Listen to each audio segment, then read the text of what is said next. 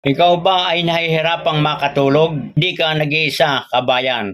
Alam niyo ba na may 3 klase ng halaman na makatutulong sa iyo upang makatulog ka ng maayos? Kung nasubukan mo na ang mga gamot, iba-ibang diskarte sa pagpapahinga, isang mas magandang kutsyon, nagbananati ka na rin, at iba pang mga remedyo pero hindi ka pa rin makatulog sa gabi, ito ay para sa iyo. Alam nating lahat na ang paglalaan ng oras sa ating Mother Earth o inang kalikasan ay maraming benepisyo sa kalusugan.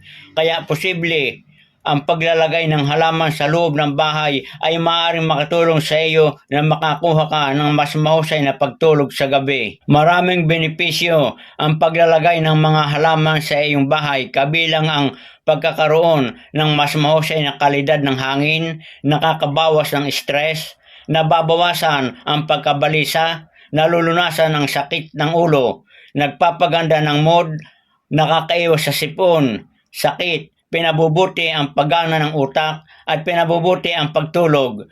Narito ang 3 halaman na makatutulong sa iyong mahimbing na pagtulog. Aloe vera plant.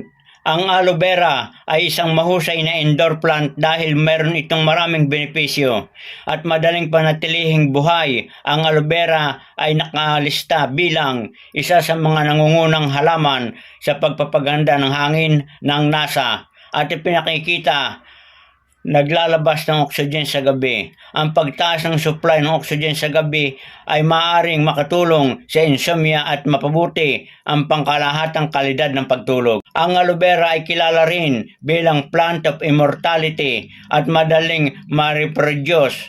Ikalat ang sikat na halamang gamot na ito sa buong bahay mo para sa pinakamataas na benepisyo. Jasmine plant. Ang jasmine ay isang kakaibang halaman na ang amoy ay nakatutulong na mapabuti ang kalidad ng pagtulog, gayon din ang pagiging alerto at pagiging produktibo sa susunod na araw.